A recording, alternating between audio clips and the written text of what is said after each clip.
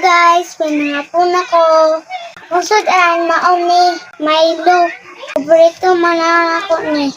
So, kaon na ta. Kabahan ko kaon ninyo. May kiksod ang Milo.